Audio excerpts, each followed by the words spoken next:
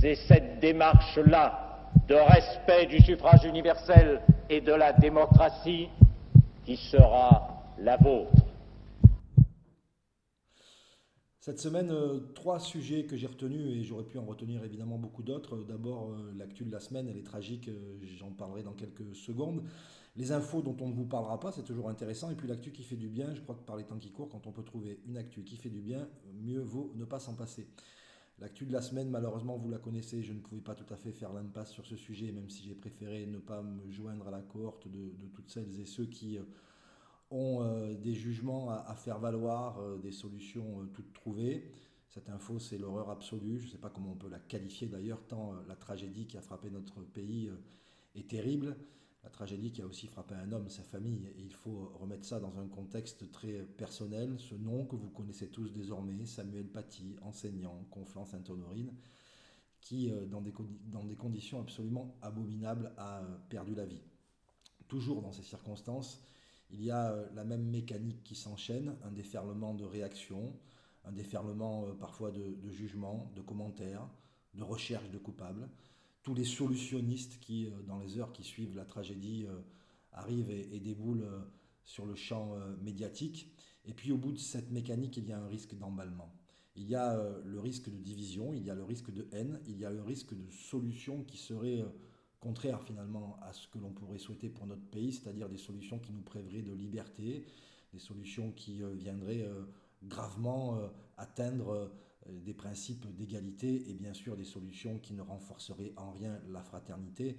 Je ne vous parle même pas de la laïcité que je souhaiterais voir rajouter à ce triptyque liberté, égalité, fraternité, parce que je pense que la laïcité, c'est ce qui nous donne la possibilité de vivre en paix, de croire ou de ne pas croire et de vivre les uns avec les autres. Alors j'ai préféré, d'une certaine manière, me taire, et en cela j'ai été quelque peu inspiré, je dois le dire, par Robert Badinter, qui a trouvé les mots justes cette semaine, puisqu'il a eu cette expression pour parler de Samuel Paty. Il a dit c'est un héros tranquille. Je crois que c'est le mot juste, un héros tranquille, anonyme, comme il y en a tant. Ces héros qui forment l'immense et précieuse cohorte de ceux qui servent la nation, qu'ils soient enseignants, qu'ils soient personnels de santé, qu'ils soient gendarmes, qu'ils soient policiers, qu'ils soient magistrats ou autres, des héros tranquilles, il y en a tous les jours. Et Robert Badinter a dit qu'il soit salué, qu'on se taise, qu'on rende hommage, qu'on ne se déchire pas autour de projets de loi. J'ai pas mieux à dire. Le deuxième sujet, ce sont les infos dont on ne vous parlera pas. Peut-être que certains d'entre vous en ont entendu parler, mais c'est passé relativement inaperçu. C'est l'opérateur français Orange, que vous connaissez tous parce que vous avez probablement dans votre poche un smartphone ou un abonnement Internet à la maison que vous payez à Orange. Eh bien, Orange, cette belle et grande entreprise, a décidé de vendre la moitié de ses réseaux de fibre optique. Or, il se trouve que ces réseaux de fibre optique qui vont être cédés se trouvent pour la totalité d'entre eux en milieu rural. Je vous le donne en mille. Pourquoi en milieu rural? Parce que certainement ce sont ceux qui sont le moins rentables.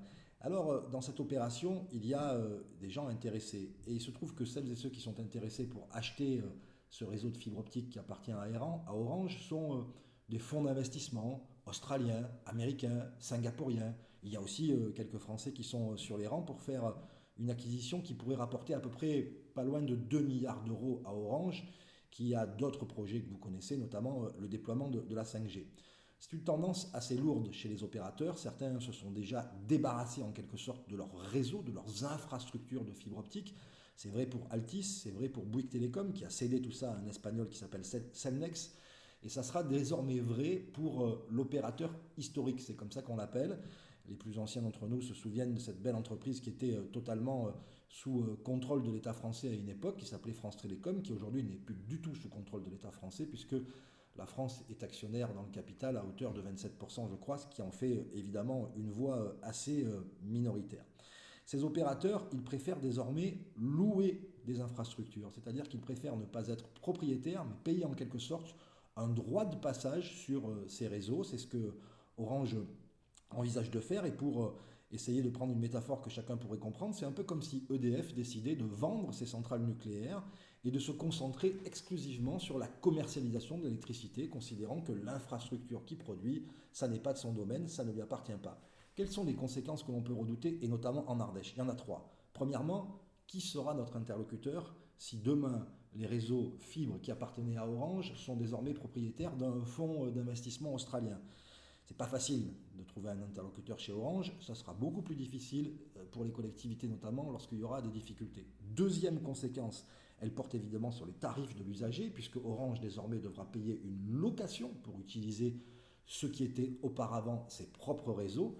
Si les tarifs de location augmentent pour Orange, vous pouvez comprendre que évidemment en bout de course, il y a l'usager, vous, moi, et une facture que nous recevons tous les 2 mois qui finira par augmenter. Et puis enfin, la troisième conséquence, quelles sont les garanties que nous avons de voir ces réseaux qui sont utiles à nos télécommunications perdurer en milieu rural? Est-ce qu'il n'y a pas un risque un jour d'avoir une entreprise qui considère que finalement les réseaux fibre optique au fin fond de la Creuse, de l'Ardèche ou d'autres départements que j'affectionne tout particulièrement ne sont pas assez rentables et donc on les abandonne?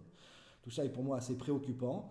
Je pense que tout ne peut pas être service public, mais je crois que les télécommunications, particulièrement dans le monde dans lequel nous vivons, relèvent du service public. Il en va de la sécurité.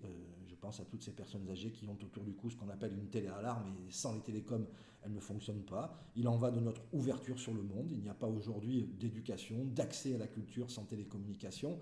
Je crains qu'on soit là en train d'assister à une forme de glissement particulièrement préoccupant, et j'attirerai l'attention du gouvernement pour lui dire combien il y a un risque pour mon département, mais pour globalement la France rurale, de voir Orange se débarrasser de son réseau fibre optique. Et on termine par l'actu qui fait du bien, c'est une actu évidemment un peu plus légère. Je vais vous parler de l'édition 2020 du Zivent qui s'est achevée dans la nuit de dimanche à lundi du côté de Montpellier. Ce marathon caritatif des streamers, des youtubeurs et du gaming en général a rencontré pour cette 3e édition un succès absolument considérable. Dans une ambiance qu'on peut qualifier de joyeux bordel, la culture internet a montré un très beau visage. Tous les aficionados du jeu vidéo, de l'animation se sont réunis dans des conditions particulières. Certains ne l'ont pas fait en présentiel mais sont de manière très prudente restés chez eux. Et au total, c'est 5 700 000 € qui ont été récoltés pour Amnesty International, beaucoup plus que les organisateurs ne pouvaient l'espérer parce qu'ils craignaient que cette édition soit un bide. Non seulement ça n'a pas été un bide, mais en plus ça a été le plus gros stream caritatif du monde, c'est-à-dire que les Français sont largement devant les Américains en la matière, et il n'y a pas de raison de se passer d'un petit cocorico. 2 500 000 visiteurs cumulés sur à peu près 55 heures de marathon caritatif, c'est absolument extraordinaire. Parce que c'est l'image d'une jeunesse qui me plaît, c'est l'image d'une jeunesse désintéressée, solidaire, absolument sensible aux droits humains, qui a été capable en peu de temps, et encore une fois dans une ambiance de colonie de vacances, de faire en sorte que toutes celles et ceux qui s'intéressent à l'animation, aux jeux vidéo, puissent servir une cause, une belle cause, celle d'Amnesty International. C'était l'info qui fait du bien, et moi je peux vous assurer que ça marche. Merci, à bientôt.